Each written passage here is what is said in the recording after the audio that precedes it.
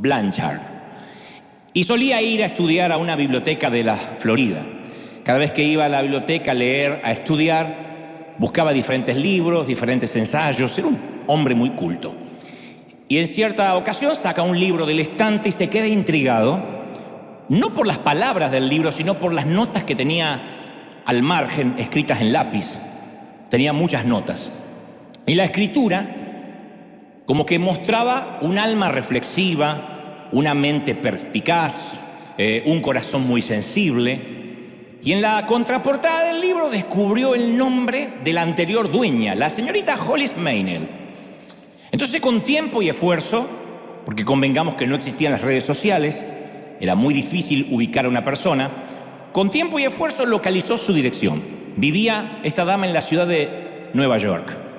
Le escribió una carta presentándose el caballero, invitándola a corresponderle.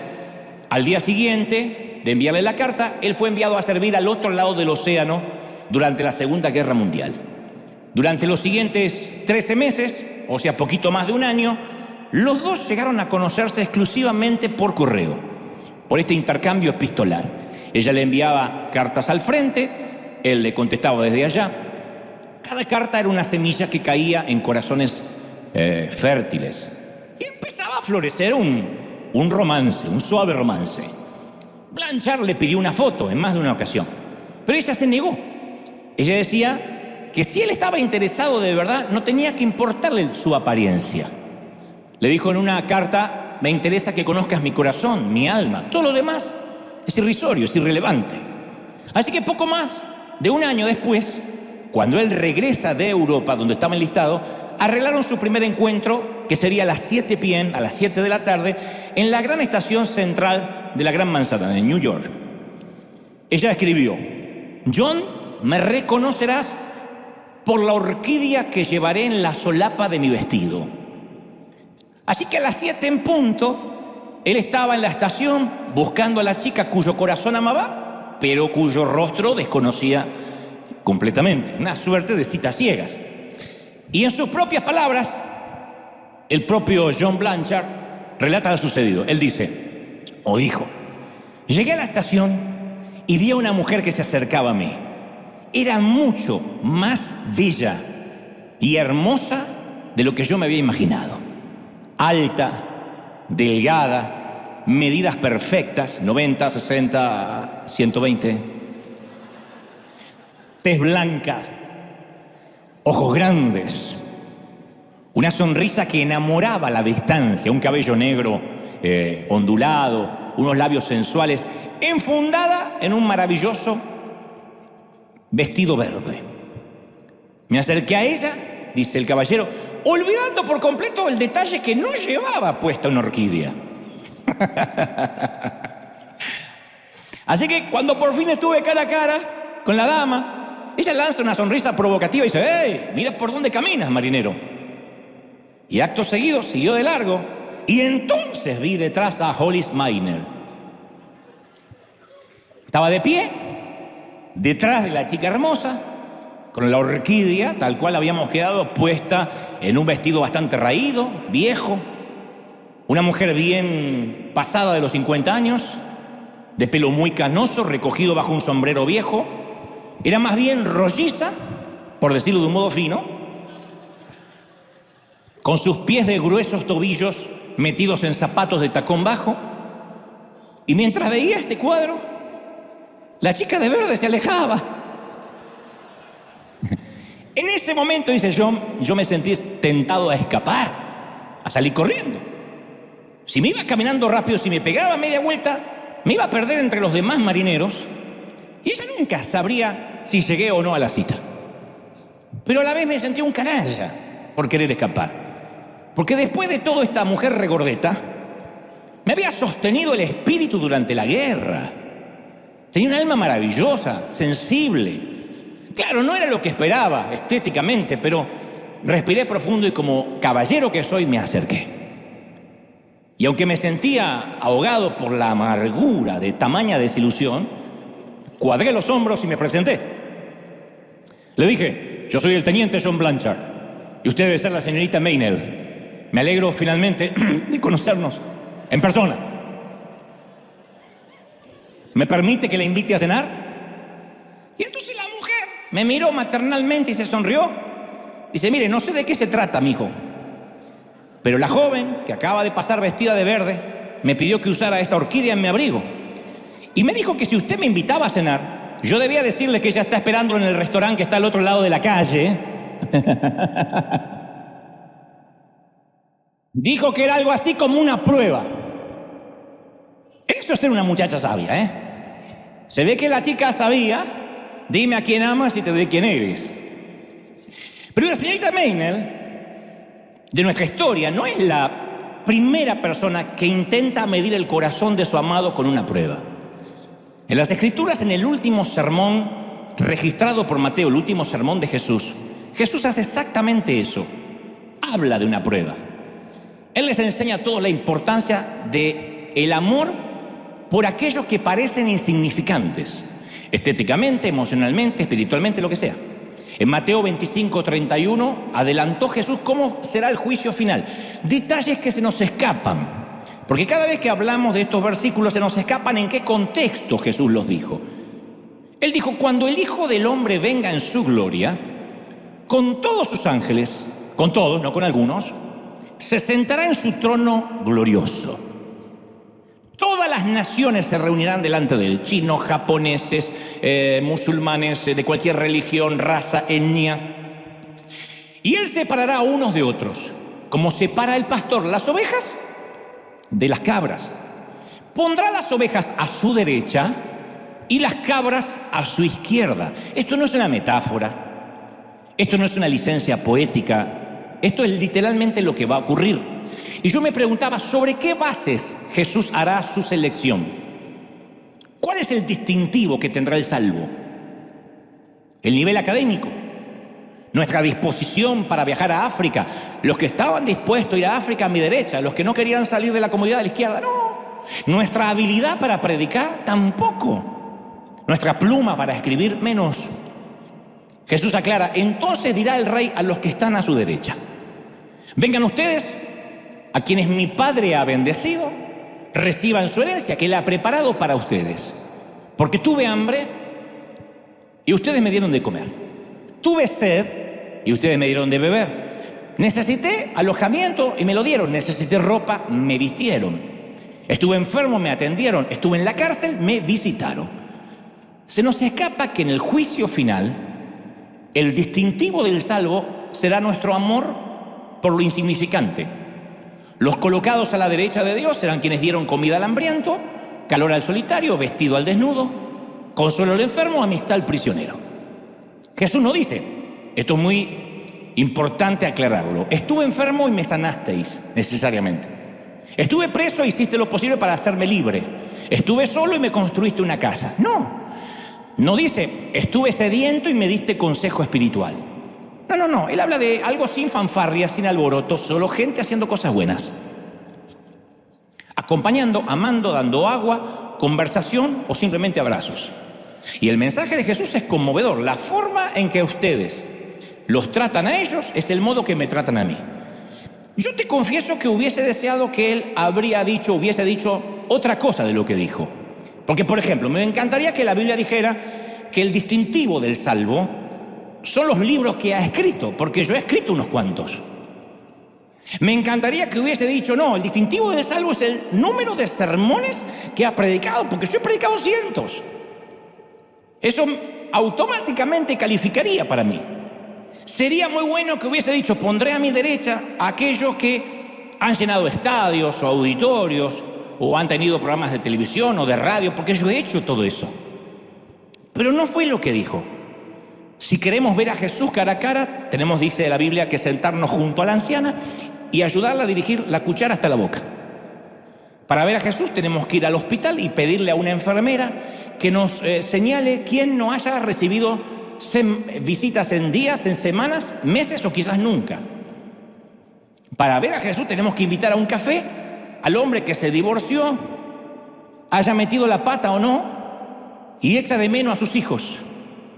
Para ver a Jesús hay que ir al centro de la ciudad y darle un sándwich, no un sermón, un sándwich al que vive bajo un puente. Para ver a Jesús hay que ver la falta de atractivo, lo insignificante. La misma prueba que Hollis Maynell usó con John Blanchard. La misma. Los rechazados del mundo son los que llevan las orquídeas. Jesús le entrega su propia orquídea a un indigente y le dice, si te invita a cenar, dile que yo lo espero al otro lado de la calle. Si te da algo de comer, dile que yo tengo una cita con él. Si Blanchard se hubiera enfocado en la falta de atractivo de la señora de la orquídea, se hubiese perdido el amor de su vida. Nunca habría cruzado la calle. Si nosotros escapamos de los insignificantes y de los que llevan la orquídea, nos vamos a perder mucho más que el amor de nuestra vida. Cuando Francisco de Asís, dice la historia, le volvió la espalda a la riqueza porque quería buscar a Dios en la simplicidad e hizo una suerte de compromiso, de austeridad, él dice que en cierta vez se encontró con un leproso en el camino. Primero le pasó de largo porque iba afanado con sus cosas, pero después se detuvo, retrocedió y sintió que le debía dar un abrazo. Y después Francisco siguió su camino y a los pocos pasos volvió su mirada para atrás para ver al leproso y ya no había nadie. Y él predicaba y decía, por el resto de su vida él creyó y predicaba, aseguraba que ese hombre había sido Jesucristo, que era la prueba de su compromiso. Y yo digo, puede que haya estado en lo cierto. Puede que el leproso simplemente se haya ido o puede que haya estado en lo cierto. Porque Jesús vive en los olvidados, reside en los ignorados, hizo su casa en medio de los enfermos. Y a veces uno pasa por alto a esa gente pensando que nada tiene que ver con Dios, cuando al contrario es Dios mismo dándonos una oportunidad. Si nosotros nos detenemos en esa persona simplemente porque él hizo un cambio de portador de orquídea. Yo no sé si sabías de la historia del tipo de Filadelfia que fue al mercado de artículos usados y encontró un cuadro que le gustó, que la historia es verídica, por cierto. Era una litografía de una iglesia rural, costaba solo $2 el cuadro. Estaba viejo, descolorido, pero él, a pesar del dibujo raído de la litografía, le gustó el marco y pensó que podía usar el marco para otra cosa. Cuando llegó a casa lo abrió y cayó una hoja de papel doblada. Era la Declaración de la Independencia Americana. Lo que todos creían que era una pintura de $2 en un mercado de usados, contenía una de las 100 copias originales de la Declaración de la Independencia impresas el 4 de julio de 1776. Entonces, a partir de ahí uno descubre tesoros valiosos en lugares inesperados. Eso pasa, y es cierto, en el mercado de usados y en la vida real. Si uno abre los ojos, muchos vivimos en la rutina diaria y no alzamos los ojos para ver. Muchos viven, mueren, y a mí que me ha tocado estar muchas veces en la estación terminal, en el último tren a casa de muchos, se lamentan por todo lo que no hicieron y muchos se preguntan, ¿para qué viví? ¿Cuál fue el propósito? ¿De verdad pagar el crédito, pagar el mortgage, la hipoteca? ¿De verdad? Digo, no está mal pagarla. Lo que digo es, ¿de verdad ese era el propósito de la vida? Otros dicen, yo solo quería dejarle una casa a mis hijos. ¿De verdad renunciaste a tu propia vida para vivir una vida vicaria, una vida prestada, para prestarle tu vida a los hijos? Está bien dejarles algo, pero renunciar al propósito propio. Yo supongo que no estás entre esa gente, no me miren así, esa gente viene al otro servicio, porque no estarías escuchándome aquí un domingo si estuvieras en ese grupo. Yo sé que quieres que tu vida importe, por eso mismo te voy a compartir algo de información que a mí literalmente me voló la tapa de los sesos. Es información explícita, clara, directa. La nuestra es la generación de cristianos más rica que jamás haya existido en toda la historia de la humanidad. Es la más rica, la generación más rica, independientemente de lo que estén pasando. Sé que del otro lado hay gente diciendo, ¿cómo se ve que están en Estados Unidos? A donde vivas, Venezuela, Argentina, donde vivas. Podemos viajar alrededor del mundo en 24 horas o enviar un mensaje de texto en 1 milisegundo. No lo hubiesen soñado nuestros bisabuelos ni locos. Tenemos al alcance de la mano la investigación, las medicinas más sofisticadas, tenemos abundantes recursos. Estaba leyendo que según un informe del desarrollo humano de las Naciones Unidas, 3/4 partes de los ingresos mundiales, 3/4 partes, se dividen entre el 20% de la población mundial. O sea que la riqueza solo va al 20%.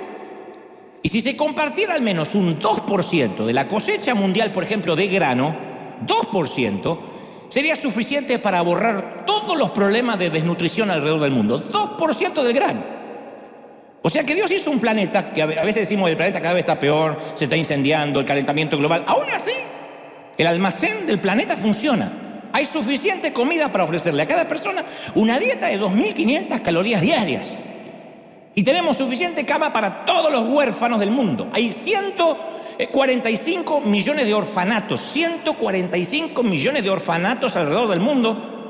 Casi 236 millones de personas solo en los Estados Unidos se consideran a sí mismos cristianos.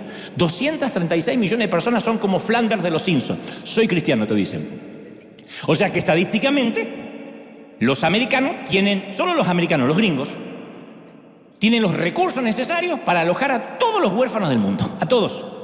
Ahora ustedes dirán, bueno, evidentemente no todos están en situación de poder hacerlo. Hay gente mayor, hay enfermos, también hay desempleados, es cierto. Pero ¿qué pasaría si un pequeño grupo, nada más, de los que pululan las iglesias los domingos por la mañana lo hiciera? Supongamos un 6%, eso es menos del diezmo, 6%. Si eso se hiciera, podríamos proveer un hogar a 14 millones de niños en África que quedaron huérfanos a causa de la epidemia del SIDA. Solo si un 5 o 6% tuviera conciencia. Ahora, como soy consciente de todo, yo sé también que no podemos chasquear los dedos y esperar que el grano circule a través de las fronteras, todos los presidentes sean amigos, Putin deje de invadir Ucrania, Maduro, Fernández y unos cuantos que andan dando vuelta por ahí, Ortega en Nicaragua, digan, ay, a partir de ahora compartamos el grano porque somos todos buenos, o que todos los gobiernos permitan las adopciones internacionales. No va a pasar, porque la politiquería hacen que fracasen los mejores esfuerzos, las mejores intenciones. Entonces los corruptos, los gobiernos hegemónicos, totalitarios, paralizan el sistema. Yo lo sé, pero hay algo claro que está en las Escrituras, que el problema no está en el suministro, sino está en la distribución. Por ejemplo, 10 granjeros, síganme porque aunque ustedes digan, ¿esto qué tiene que ver con lo que Dios me va a hablar? No saben cuánto tiene que ver. 10 granjeros que son productores de leche ocupan el mismo valle. Y entre todos tienen un lote de 10 vacas lecheras. Pero las vacas no están distribuidas por igual entre los 10 granjeros, o sea, no les toca una vaca por cabeza. Uno de los granjeros tiene 9 vacas. Los otros 9 comparten 2 vacas. Entonces, ¿nos parece justo? Y no. Pero nosotros que tenemos las 9 vacas decimos, pero yo trabajé duro por mis 9 vacas. Yo trabajé duro para tenerlas. ¿Por qué las tengo que compartir? Pero esa no es la pregunta. La pregunta es, ¿por qué algunos pocos de nosotros tenemos tanto y la mayoría en el planeta tiene tan poco? La última vez que estuve en Uganda, me di cuenta que hay muchísimos niños que no saben lo pobres que son. No tienen la menor idea porque no tienen dónde comparar. No tienen con qué comparar. No tienen acceso a internet, no tienen acceso a streaming, no tienen idea que son pobres y que comen galletas de lodo. Conocí a un tal Moratti, un padre de 7 hijos, 7 u 8 hijos, que gana el equivalente a $1 a la semana. $1. Se rompe el lomo para alimentarlos. $1 a la semana. El tipo no es un criminal, no es mal tipo, no lastimó a nadie, no golpea a la mujer. Es un hombre, hasta donde yo sé, íntegro. Y yo digo, ¿por qué tanta diferencia? Porque Moratti tiene miedo, pero necesita un año para ganar lo que yo gasto una mañana en un Starbucks. Él necesita un año de trabajo para lo que nosotros gastamos en un café y algo para comer. Parte de la compleja respuesta, ¿cuál es? Y bueno, que nació en el sitio equivocado. Nació en un sitio desprovisto de seguros, pensión por invalidez, no tienen becas para la universidad, no tienen ayudas gubernamentales ni las van a tener. Un lugar sin biblioteca, sin vacunas, sin agua limpia, sin rutas asfaltadas. Nosotros tenemos todo eso, Moratti no tiene acceso a nada. Y entonces en el juego de la vida, muchos de nosotros jugamos en las ligas europeas, hablando en metáfora, ¿no? Algunos en equipos nacionales pequeños. Pero muchos otros ni siquiera están en un equipo y no van a estarlo nunca. Porque con 7 hijos y $1 a la semana no hay forma de estar en un equipo. Pero no hace falta tener 16 horas de avión, 20 horas de avión para encontrarnos con Moratti u otros como él. Los Moratti viven en las barriadas que pasamos por delante cuando vamos a trabajar. Está lleno de Morattis revolviendo basura, juntando cartones, cobre, papel en todos nuestros países. Son los pobres, los quebrantados de corazón, los cautivos, los ciegos. Yo sé que hay gente que es pobre porque tiene una mentalidad miserable. Yo sé que algunos están pensando. Hay muchos que con mente parásita que quiere que el gobierno los mantenga. De esos también hay. Son los mantenidos por ciertos sectores del gobierno para que vayan a sus movilizaciones, para que hagan paros generales, para que corten rutas con palos y para que voten vitaliciamente por ellos, por su candidato. Pero yo me refiero a esos pobres que no son parásitos, pero que tienen parásitos en el cuerpo que le debilitan la salud, que pasan 6 horas por día para recoger agua, o que el SIDA se llevó a sus padres, como nuestros huérfanos en Uganda. Entonces, ¿cuál es la solución a la pobreza? Se encuentra en la compasión que tenga el pueblo de Dios. La solución a la pobreza no la tiene ni Bukele, ni Biden, ni Fernández, ni Cristina Kirchner. La solución a la pobreza la tiene la iglesia de Cristo, el pueblo de Dios, la compasión. No la tiene AMLO. No hay ningún presidente que pueda tener la solución. No estoy hablando de un régimen comunista o socialista. Oye, entonces vamos a compartir todo necesariamente. No, sino de la compasión de los hijos de Dios. Ahora, yo sé que las soluciones fáciles no existen, pero la pobreza no es falta de caridad, es falta de justicia. ¿Por qué algunos de nosotros tenemos 9 vacas, mientras que el resto solo tiene 2 o 1? ¿Por qué 1.000 millones de personas se van a la cama con hambre todos los días, mientras que nosotros estamos sufriendo porque se nos colgó Netflix? 1.000 millones se van a la cama con hambre. ¿Por qué mueren 30.000 niños por día, 1 cada 3 segundos, de hambre o de enfermedades que se podrían prevenir? Ahora ustedes dicen, pero uno solo no puede hacer nada. No, pero todos juntos podemos hacer mucho. Eso fue River, eso sigue siendo River. Una iglesia que dice, esto es iglesia. Podemos hacer mucho, ¿sí o no? No quitamos el hambre mundial, pero caramba, mirá lo que pudo haber hecho, lo que hizo una iglesia hispana, con trabajadores. Entonces Dios le ha dado a esta generación, nuestra generación, todo lo que necesitamos para alterar el curso del sufrimiento humano. Decimos, pero eso va a calmar el hambre del mundo. No, pero va a calmar el hambre de 1, de 2, de 10, que bien podrían ser nuestros hijos. Una vez le hicieron 3 preguntas a un predicador famoso y yo me las adopté para mí, las preguntas. Primera pregunta, que te las puedo regalar también para que las adoptes, te las hagas periódicamente. Si hubieses sido un cristiano durante la Segunda Guerra Mundial, un cristiano alemán, ¿te hubieses posicionado en contra de Hitler sabiendo que tu vida está en peligro? Hubiese dicho, no apruebo lo que hace Adolfo Hitler. Segunda pregunta. Si hubieses vivido en el sur de los Estados Unidos durante el conflicto por los derechos civiles, ¿te hubieses declarado en contra del racismo? Cuando la gente de color no podía utilizar los baños de la gente blanca, cuando no podían entrar a los mismos bares, no podían subir a los mismos buses, ¿te hubieses puesto del lado del otro color? Tercera pregunta. Cuando tus nietos descubran que viviste en una época donde había 1.750 millones de pobres y 1.000 millones pasaban hambre, ¿cómo van a juzgar lo que hiciste? ¿Qué hiciste, abuelo? No importan tanto las 2 primeras preguntas porque son hipotéticas. A mí me gustaría pensar que me hubiese posicionado en contra de Hitler y que hubiese luchado contra el racismo. Me gustaría pensar, por ahí me moría de miedo y no lo hacía. Pero eso no fueron mis días. Esas elecciones no fueron mías. La tercera pregunta es la que me conmueve. Porque no solo nos tocó vivir en la generación de Messi, y bueno, ya que está Ronaldo, sino que no fue dada una oportunidad única. Un día nos pondremos viejos, vamos a mirar atrás y vamos a darnos cuenta que era Jesús quien llevaba las ropas harapientas. Te doy mi palabra. Era Jesús el que estaba en el orfanato, era el que estaba en la prisión, en la chabola, en la casita de láminas, en los cordones de emergencia, en las casitas de cartón. Para los cristianos no hay nada más sublime que esto. Cuando amamos a los que pasan necesidad, estamos amando a Jesús. Él dijo, y eso será lo que determinará quién va a mi derecha y quién va a mi izquierda.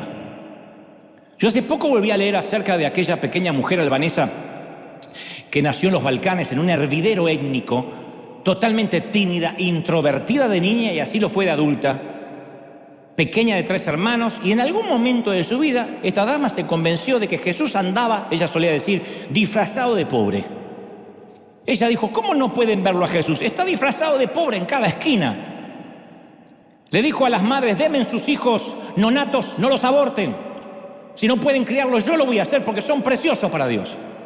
Yo digo, ¿no será que Dios levantó una Madre Teresa para decirnos, tú también puedes marcar la diferencia? Haya sido el menor, el cuarto, de quinto hermano, hayas nacido en México, en Colombia, Honduras, en Dominicana, yo puedo hacer cosas grandes contigo si te dispones a amar. ¿No será que Dios nos está hablando eso, sí o no? Puedes hacer algo que perdure. La gente a la que Jesús le entregó su orquídea viven en nuestro barrio, siguen viviendo ahí. Otros viven en junglas que no vamos a llegar nunca, tienen nombres que nunca vamos a poder pronunciar. Algunos de ellos juegan en los cordones de emergencia, comercian con sexo. en una calle oscura. Algunos de ellos caminan 3 horas para ir a buscar agua, esperan todo el día por una inyección de penicilina, todo el día. Y cuando llegan dicen, se acabó el lote, no mandan. Algunos llevan sus propias cargas, sus propias cruces, otros heredaron la desgracia de sus papás, de sus padres, de sus abuelos. Claro, ninguno de nosotros puede ayudarlo a todos, pero todos nosotros, estoy convencido, podemos ayudar a alguien. No hubiésemos mandado casi $9 millones el año pasado a toda América Latina si no nos convenciéramos de que para alguien es una diferencia. Y cuando los ayudamos, amamos a Jesús. No me digas, dice el Señor, que me amas a mí, que no me puedes ver, si no puedes ser compasivo con mis pequeños que sí estás viendo. No puedes adorar a un Dios que dices amar y odiar al que está al lado. No puedes. Por mucho que seas salvo, irás al lugar de los cabritos. A mí eso me conmueve, me hiela la sangre. Ahora, dicho esto, y me está mirando todos muy serios, les estaba linda la historia romántica, pero después se puso feo. Es muy probable que a esta altura del mensaje, y lo siento en la atmósfera pesada, y en casa también, sintamos que no estamos haciendo nada por nadie. Y uno empieza a estar consciente de su propio egoísmo, ¿no? Dice, qué egoísta. Así que por un momento, y esto va dirigido para los que son muy inteligentes, o sea, todos, no los mononeuronales, los que tienen una sola neurona rebotando, sino todo el resto que viene aquí, y usando la psicología inversa, voy a intentar ser el abogado del diablo y hablar en nuestra legítima defensa. ¿Estamos bien? Para que no nos sintamos tan egoístas. Voy a poner como, voy a ser el abogado del diablo y nos vamos a defender un poco, porque yo sé que hoy algunos le están cambiando de nalga así de que empecé a hablar. Entonces, para que las hormigas no molesten tanto, las hormigas del egoísmo, voy a ser el abogado del diablo, te voy y me voy a defender. No es que seamos egoístas, es que estamos muy ocupados en nosotros mismos, es muy difícil vivir acá. Nuestra familia, nuestras propias cuentas por pagar, no somos ricos. Para poder costear nuestra casa, para tener un autito decente, porque acá no se puede andar sin autito porque uno no llega a ninguna parte, para tener unas vacaciones dignas, ¿qué te digo? De una semana, de 15 días digna, no Cancún, en la azotea, afuera, con la alberca, la piscina, la pileta de lona. Comer 3 veces por día. Uno tiene que hacerse un búnker para el alma. Uno tiene que mirarse a sí mismo, a su familia. ¿Qué le queda a uno más que su familia?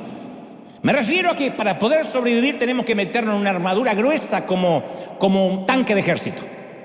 No es que desconozcamos el hambre, la pobreza, solo que uno tiene que hacerse fuerte para que eso no te afecte. Si no nos hacemos, lo peor que algunos están creyendo, eso es lo peor, pero mirá qué buen abogado del diablo soy. Si uno no se hace una piel de rinoceronte, no podría sobrevivir. Te voy a dar un ejemplo de cómo funciona esta piel de rinoceronte que estamos obligados a ponernos cada mañana para no sufrir. ¡Para de sufrir! ¡Para de sufrir! ¡Póngase piel de rinoceronte!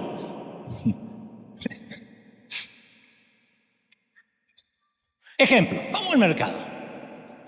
Una mañana, un mediodía, estamos esperando en la caja y notamos que la mujer de adelante está contando el dinero para pagar. O está sacando cupones, que aquí en Estados Unidos se usa mucho. Pero para que me entiendan en otras partes del mundo, está juntando el dinero, el menudo, el cambio para poder pagar. Lleva 4 criaturas así, con una escalerita pegada a sus rodillas. Se ve muy pobre la dama. Seguro es inmigrante, parece árabe o libanesa o tal vez india, no lo tenemos claro. Como siempre nosotros estamos apurados, pensamos, ¿para qué me metí en esta caja justo que la de al lado parece que va más rápido? La mujer intenta pedir disculpas en su idioma y nosotros siempre tenemos esa costumbre de que cuando no nos entiende creemos que si gritamos nuestro idioma nos entienden. ¡Tranquila! ¡No hay problema! Pensamos que si gritamos en español entiende. No es sorda, no entiende el español nada más. Pero siempre somos así. Un gringo nos pregunta algo en inglés. ¡No hablo inglés! No es sordo. Pero está bien. Dejamos, tampoco somos tan canallas como para apurar a la pobre mujer. Pero nos damos cuenta que la mujer que está en la caja le dice que va a tener que dejar algo de comida. No le alcanza para toda la compra. Y entonces una voz, un sentimiento viene en nuestro corazón. Traspasa la armadura y la piel de rinoceronte dice, tú podrías ayudarla. Tal vez esta sea una prueba. Tal vez el Señor le haya puesto una orquídea a la mujer. Se nos hace un nudo en la garganta. Miramos a los chiquitos, se nos humedecen los ojos al ver que la mamá tiene que dejar leches, tiene que dejar un par de pañales, el pan, porque no le alcanza. Estamos teniendo un ataque severo de compasión. Podría ser, insisto, Jesús disfrazado. Sin duda, esta es la mujer de la orquídea en nuestro día. Pero entonces reaccionamos y racionalizamos. Es mejor que no nos metamos. 4 hijos, ¿en serio 4 hijos? Si no le alcanza para alimentarlo, ¿por qué no lo pensó cuando los hizo? ¿Le gustó hacerlo? Bueno, mantenga el calzón en su lugar, mija. Asuma su responsabilidad. 4 hijos.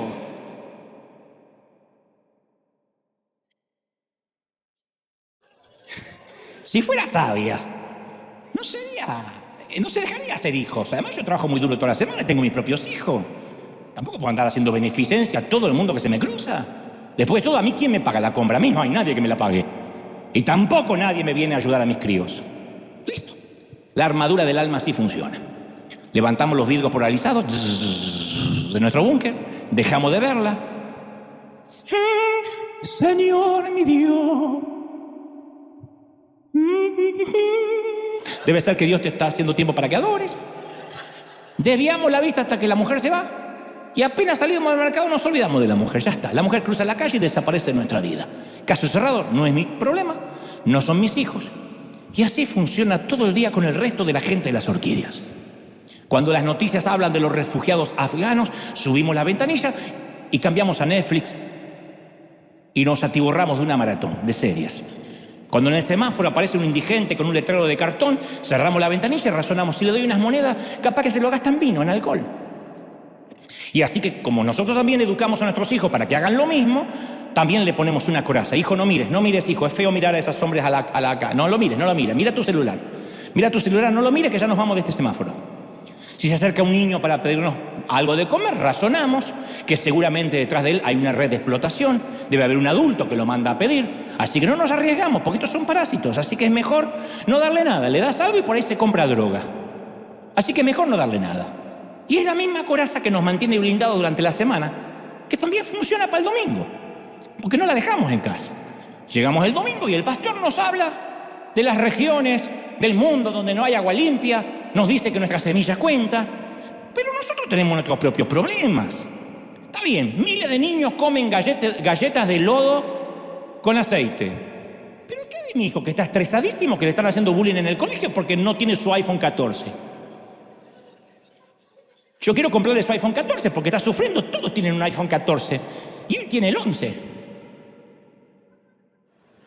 Y no es nada, deberías ver cómo estamos sufriendo en la nueva casa que nos mudamos, que es más amplia, es verdad, pero es malísimo el wifi en esa zona. Y eso nos tiene estresados, orando, ayunando. Aparte, ¿qué podemos hacer nosotros para paliar el hambre de Sudán? Para solucionar la explotación sexual de Camboya o acabar con la pandemia de la malaria. Bueno, en todo caso, en un despilfarro de dadivosidad, ahora cuando voy pongo $1 en la ofrenda confiando en que Dios me va a dar 10 veces más. Mi pregunta es: ¿por qué escondemos la cabeza como un avestruz? Bueno, porque los problemas son inmensos. 1.000 millones de pobres, sí, 1.000 millones. Y nosotros tenemos nuestros propios problemas. Eso es cierto, tenemos nuestras cosas. ¿Cómo podemos cambiar el mundo si siquiera podemos cambiar nuestros hábitos? Por eso no queremos ver, para no sufrir. Así que, señor juez, señor fiscal, distinguidos señores del jurado, hasta aquí llegó mi débil y raquítico alegato como abogado del diablo. No es que seamos insensibles y egoístas, nos ponemos corazas porque paramos de sufrir. Nada más. Pero sigamos adelante. La Biblia narra en Hechos 3:4 aquella famosa historia que ocurre en la Puerta de la Hermosa, que había un indigente que estaba allí, no podía andar, se arrastraba sobre sus rodillas para desplazarse, pasaba su día en el contingente de mendigos que codiciaban las monedas de los que venían a adorar y entraban al patio de Salomón. Y Pedro y Juan estaban entre ellos. El hombre necesitado, indigente, vio a los apóstoles y les pide dinero, no les pide un consejo espiritual. Y ellos no tenían nada para darle, pero igual se pararon. Dice Pedro y Juan, fijando en él los ojos, le dijeron: míranos. Los dos miraron, dice la palabra, al hombre con tal compasión que él estaba atento pensando que les iba a dar algo. O sea, no lo miraron con vergüenza, no dijeron: no mires que me hacen mal, otro indigente más. Ya se fue Jesús y sigue habiendo indigentes, yo no sé cuándo esto va a terminar. No se irritaron, no lo rechazaron. No hicieron un comentario cínico. Es muy difícil, yo sé que es muy difícil ver el sufrimiento de la gente a la cara. Es más cómodo mirar para otro lado, siempre. Porque el sufrimiento humano no es agradable a la vista.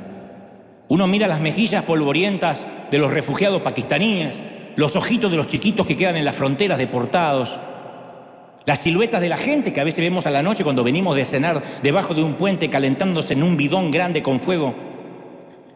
Los informes dicen que 1.7 millones de personas viven con menos de $1.15 al día. ¿Y nosotros qué vemos cuando los vemos? ¿Qué vemos? ¿Qué sentimos? Mateo 9:36 dice, y al ver las multitudes Jesús tuvo compasión de ellas, porque estaban desamparadas y dispersas como ovejas sin pastor. Entonces esta palabra compasión, que ya no abunda en las congregaciones, es una de las más extrañas que aparecen en la Biblia.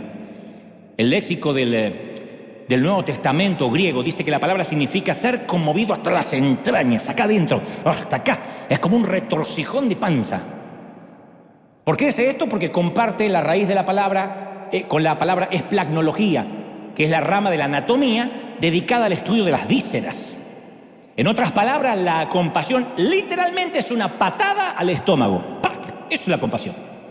No es, sí, le di una moneda. No. Fui al Mac frito y dejé $1 más porque lo mandan a África. Eso no es compasión. Eso es limosna, tip. Quizás es por eso que no queremos ver. Porque nos da una patada en el estómago. Porque uno entiende que hasta empieza a crear los hijos diferentes. Cuando nuestros mocosos se ponen a reclamar cosas que no deberían reclamar, cuando ni siquiera pagan renta ni pagan la casa, y se ponen a reclamar y hacen berrinches por un celular, o por una conexión al Wi-Fi, o por unas zapatillas que se quieren comprar de marca, y uno pierde la compasión, va perdiendo el foco, y de verdad empieza a preocuparse por una baja conexión a internet, de verdad, porque somos así. Porque por lo demás no podemos hacer nada. Pero ¿qué pasaría si pudiéramos hacer algo? ¿Qué pasaría si el hecho solo de prestar atención redujera el dolor de alguien? Porque Jesús dice que va a poner a las ovejas a la derecha porque lo visitaron, porque lo abrazaron. No dice porque me resolvieron el problema. Pedro dijo, yo no tengo plata ni oro, pero lo que tengo te doy. En el nombre de Jesús de Nazaret, levántate y anda.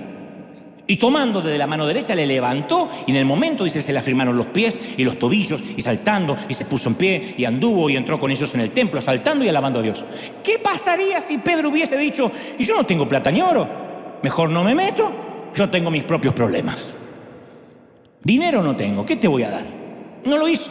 Ahí estaba la gruesa mano del pescador, agarró la frágil mano del mendigo. Entonces todos nosotros nos topamos con mendigos a la puerta, mendigos de amor, de cariño. Hay artistas, yo conocí un montón de mendigos durante el año que estuve en televisión.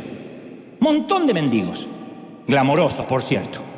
Maquillaje, operaciones, botox, dinero, pero mendigos de amor, de cariño, de afecto.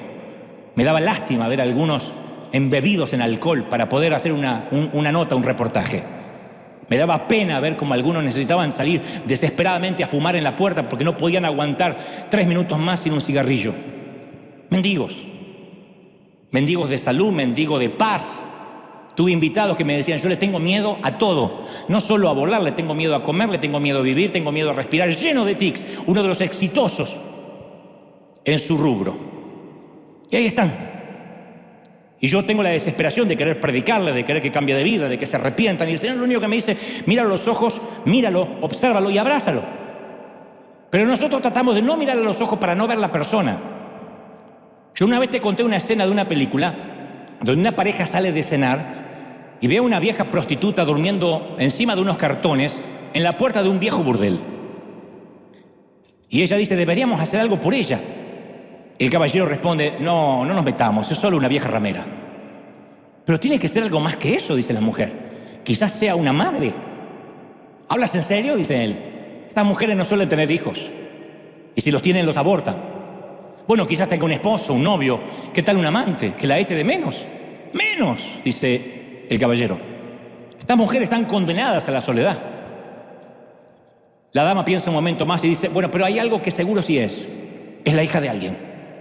Seguramente alguna vez fue una niña en los brazos de un papá. Y seguramente alguna vez soñó con tener una casa, una familia e hijos. Mucho antes de que supiera lo que es el sexo y la prostitución, jugó con muñecas y fue a una escuela. Eso ya es algo. Fue la niña de alguien, así que debajo de esa piel arrugada, curtida y manoseada por cientos de hombres, se esconde una niña. ¿Ves? Ya tenemos una buena razón para sacarla del frío y darle de cenar esta noche. Ese es el secreto de la compasión. Dejar de mirar el problema y empezar a ver a los hijos de alguien. Lo dije una vez y causó controversia y se hizo tendencia en TikTok. Yo le dije, antes de condenar a un pecador, quiero que le pongas la cara de tu hijo. Es que Dante está apoyando el pecado. No, ponle la cara de tu hijo. Porque es fácil decir pecador desgraciado. Pero cuando es tu hijo, cuando es mi hijo, inmediatamente no condonamos el pecado, no celebramos el pecado, pero abrazamos a ese muchacho que tembloroso está en la cocina de casa y acaba de asesinar a alguien. Hay algunas áreas de África del Sur, dominadas por los zulúes, donde la gente se saluda con una frase que significa te veo. Ellos tienen una frase que no me pidan que la diga porque es muy difícil, pero significa te veo. Me pregunto, ¿vemos a la gente hoy en día? ¿Podemos saludar a la gente al igual que los zulúes? ¿Logramos de verdad ver a la gente? Es tan fácil dejar de ver. Tenemos tantas complicaciones, problemas, rollos, cosas para pagar, cuentas, biles, que es tan difícil ver a la gente. Y entonces los pasamos por arriba. Por eso quiero regresar al último sermón de Jesús. Él habló de este mensaje que guardó para el final. Es su mejor concierto, su mejor ópera. El mejor sermón fue el último.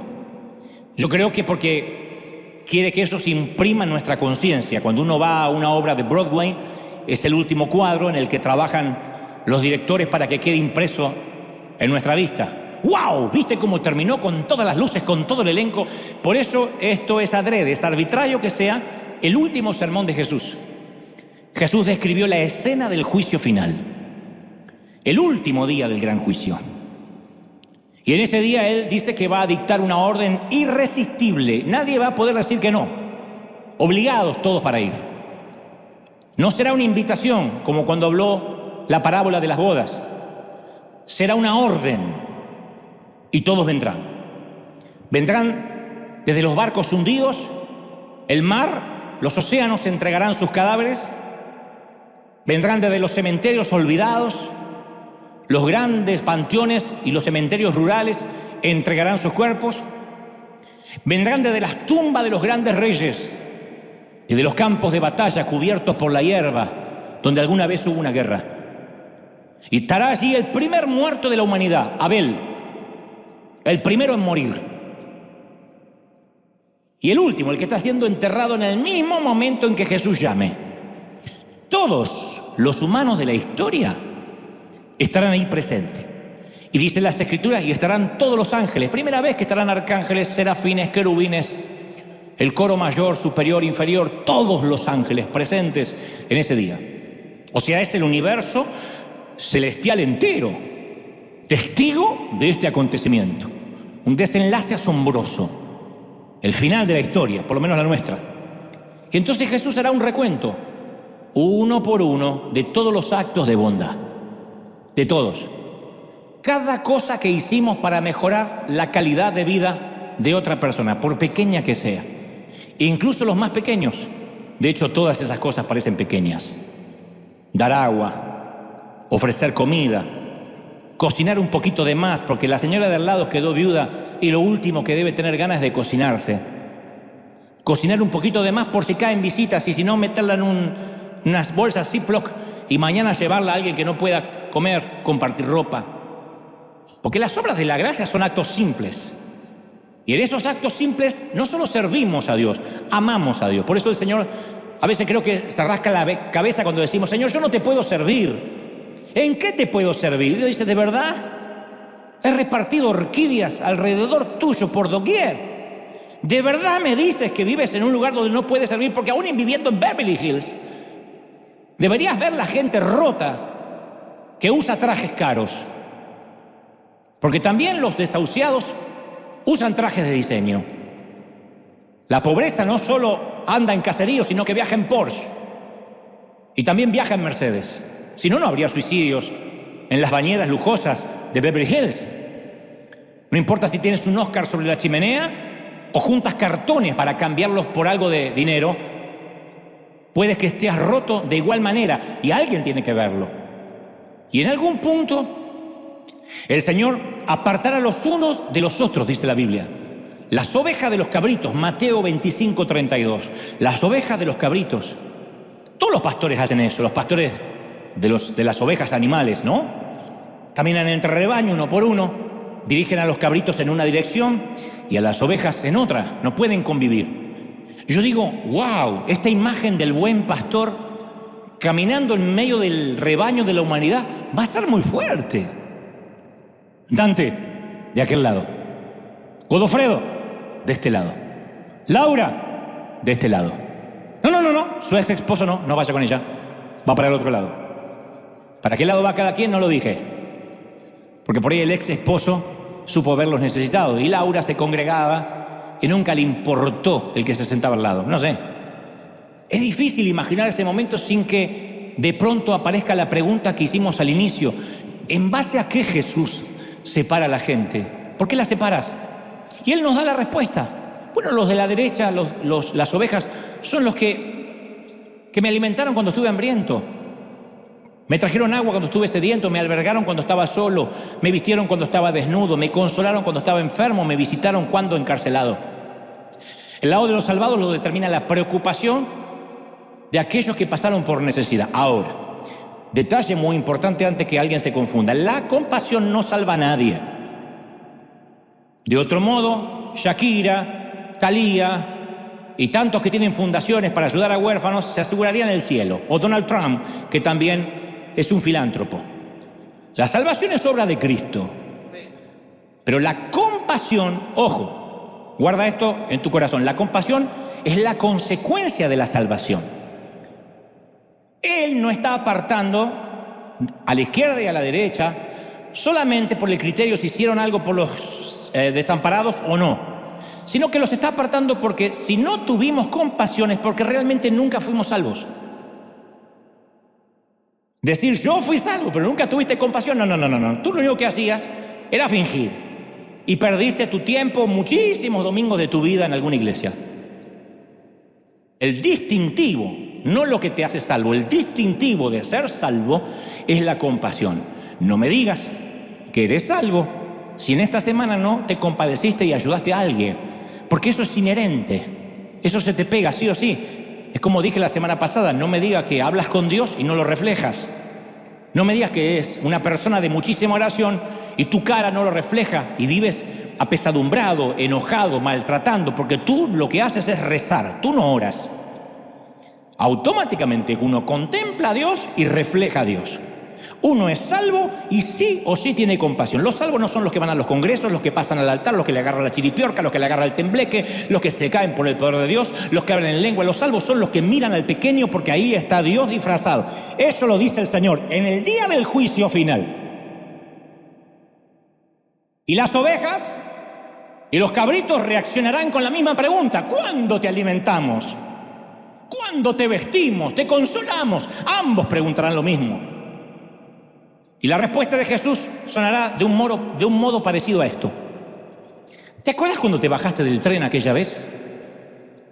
Ahí empezó tu peregrinar. Recuerdo que corría el año 1991.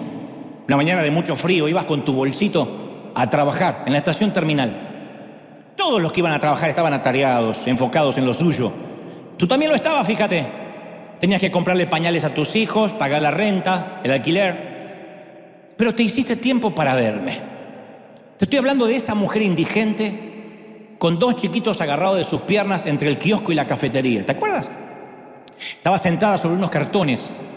Tenía un viejo gorro de lana. Pedía algunas monedas para darle de comer a sus hijos. Y la multitud pasaba rápidamente, como si yo fuera un holograma, una planta de plástico. Pero tú te paraste. Yo sé que estabas ocupado. Lo hice a propósito. Fue en esa hora pico. Porque no es lo mismo que te juntes un sábado cuando no tienes más nada que hacer y tengas compasión. Si bien lo valoro, aquí es detener tu reloj. Yo sé que estabas ocupado porque miraste el reloj 2 veces. Pero aún así te paraste y te acordaste de mí. Fuiste a la cafetería de enfrente, mirabas el reloj porque llegabas tarde a tu empleo. Pero aún así te hiciste tiempo, me compraste un té caliente para mí y unos sándwiches y chocolate caliente para mis hijos. Sí, aquella mujer olvidada era yo, con mi orquídea. Y aún viendo su aspecto insignificante, me invitaste a un desayuno inolvidable. No comíamos hace 2 días. Y quiero que sepas que nunca lo olvidé. Y por eso, por haber visto a la gente de las orquídeas, es que ahora te espero al otro lado de la calle para que comamos juntos por la eternidad. Ven conmigo, hijo, pasa del lado de mis ovejas. ¡Vamos, celebra al rey! ¡Celebra, celebra! ¡Dale un aplauso al rey de reyes! Vamos a celebrar. Si crees que Dios habló, ponte de pie y celebra al rey con un gran aplauso para decir: Señor, tú has hablado con tu pueblo, has hablado conmigo, has tocado mi corazón. Bendito sea Dios. Celebra, celebra. Más, dile: Señor, qué bueno eres. Cómo te ama el Señor, cómo te ama el Señor, princesa, cómo te ama, príncipe. ¡Aleluya!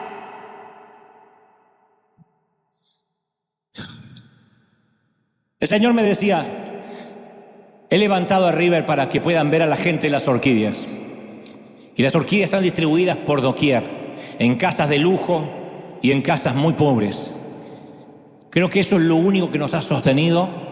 Y para los que son buscadores de tesoros o de trivialidades y dicen: ¿cuál es el secreto de River? Es la célula, el seguimiento, la consejería, el equipo de pastores. Hay solo, creo, me atrevo a pensar, un secreto que hace que el corazón del Señor esté con nosotros: la mirada en los perdidos, en aquellos que vagan como ovejas sin pastor. He visto al Señor muchas veces dentro de un congreso profético, de un congreso apostólico, de empoderamiento, porque Él prometió estar donde 2 o 3 se congregan en su nombre. Pero como dice Carlos Anacondia, lo he visto muchas veces dentro de esos congresos mirando para afuera, llorando, como cuando vio a Jerusalén y los vio como ovejas sin pastor. Dijo: ¿cuántas veces quise juntarlos como la gallina junta sus polluelos y no pude? Desesperados, vacíos, rotos. Tenemos que decirle: Señor, dame esa compasión. Para eso tiene que coincidir con el mensaje del domingo anterior: quita el egoísmo de mi vida. ¿Se acuerdan? Lo que Dios nos hablaba del principio Copérnico. No somos el centro, no somos el sol, solo estamos para reflejarlo a Él, somos simples espejitos. Cuando nos quitamos el egoísmo, empezamos a tener compasión. Y entonces nos damos cuenta que no tiene sentido frustrarnos por no tener un bolso de marca, porque el auto no arranca. Aunque todo eso pueden ser contrariedades que, como somos humanos, nos molestan, no va a pasar más de segundos de irritabilidad, porque siempre nos vamos a acordar que en este mismo momento, mientras que nosotros tenemos que optar por un Uber, por un taxi, por un bus o por un tren, hay gente que dormirá bajo un cartón. Y eso nos pone inmediatamente en perspectiva. Nadie regresa igual de un país tercermundista. Nunca más soportarás a uno de tus hijos quejarse porque otra vez hay fideos. Cuando viste a los chiquitos que la barriga se les hincha así, y perdonen que lo repita tanto, comiendo galletas de lodo con aceite. Entonces el Señor nos empieza a cambiar la mente, nos empieza a cambiar el corazón, nos enfoca de otra manera. ¿Qué importa lo que digan otras iglesias, otros pastores? Uno dice: ¿de verdad me pongo a discutir sobre doctrina? Cuando uno va a las calles de Nihanga, de Uganda, de Pakistán, de la India, dice: ¿de verdad estamos discutiendo? ¿De verdad estamos discutiendo por superficialidades? ¿De verdad? ¿Viendo qué iglesia las mujeres usan la falda más larga? ¿De verdad? Lo peor que nos puede pasar a nosotros, y ya no hablo de América Latina, a nosotros los que vivimos en esta nación, maravillosa nación, es que nos gane el sueño americano. Es lo peor. Que nos llenemos de relativismo, de que la vida se trata de pagar las cuentas, el mortgage, el auto, nuestro sueño sea comprarnos un auto extra. Es lo peor. Sí, Dios quiere bendecirnos. Pero donde está nuestro tesoro estará nuestro corazón. Y si nuestro tesoro está en bendecir, Dios nos va a dar más que para comprarnos un auto. Pero para bendecir, para que seamos canal de bendición. ¿Tú lo crees? ¿De verdad que lo crees?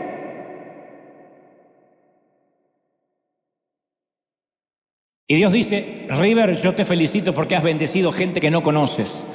Hemos llegado a países donde nunca nos van a dar las gracias y hay gente que ni sabe que esto vino de una iglesia. Solo dicen: gracias Jesús, es lo único que sabe. Por esa conexión divina, esa triangulación eterna que hemos hecho, es lo que el Señor hace que anote en su libro de memorias. lo has hecho. Eso es la ofrenda. Eso es dar. Por eso me exaspera, me violenta. Diríamos en mi país, me calienta mucho.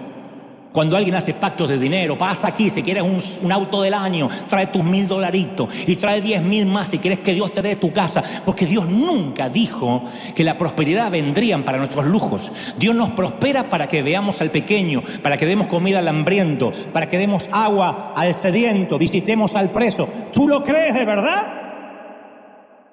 Y Dios dice: iglesia, te he levantado como un estandarte, como un lighthouse. Te he levantado como un faro en medio de la niebla. Y los que no, dile: Señor, lléname de compasión. Vas a ver a los que están del otro lado, les digo ahora que estamos conectados en todo el mundo, que aquellos que están sufriendo, mi pastor no me da el micrófono, yo tengo el deseo de predicar y no me unge, y el púlpito nunca me lo dan, yo deseo cantar y nunca estoy ahí. Vas a ver que todo eso pasa a ser una bobería. Vas a decir: pobres esos, que lo único que pueden hacer es cantar, porque hay tanto para hacer. La mies es mucha, los obreros son pocos. Sigue reunida la Trinidad diciendo: ¿a quién enviaremos? ¿A quién enviaremos? Todavía esa reunión de board, de comité en los cielos, no se terminó. ¿A quién enviaremos? Y Él deja que oigamos la reunión para que alguno de nosotros digamos: Señor, heme aquí, envíame. Envíame. Hace falta teología, hace falta doctorado para comprarle un sándwich a alguien. Hace falta, lo único que hace falta es conexión con el Espíritu Santo, para que Él mismo te diga: págale al que viene atrás. Aunque no lo vuelvas a ver, Dios te va a hablar y Dios va a abrir puertas donde no lo hay. ¿Tú lo crees? Yo siento que eso va a ocurrir. Y va a empezar, miren, va a empezar una cadena de favores. Cuando esa cadena de favores empiece a articularse, esto no se va a detener. Puede que veamos que somos una congregación pequeña en relación a los miles que mueren de hambre por día, pero la cadena de favores funciona así.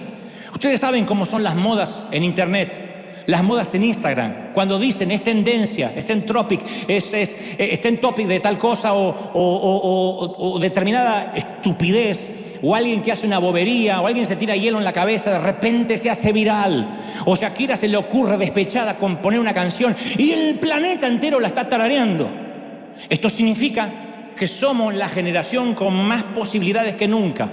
Podemos hacer viral la compasión, podemos hacer viral la solidaridad, podemos hacer viral el dar. Más bienaventurado es dar que recibir. ¿Tú lo crees? Vamos, levanta tus manos al cielo, levanta tus manos al cielo. Vamos a orar, vamos a pedir que Dios nos llene de compasión, no importa los años de cristianos que tenga.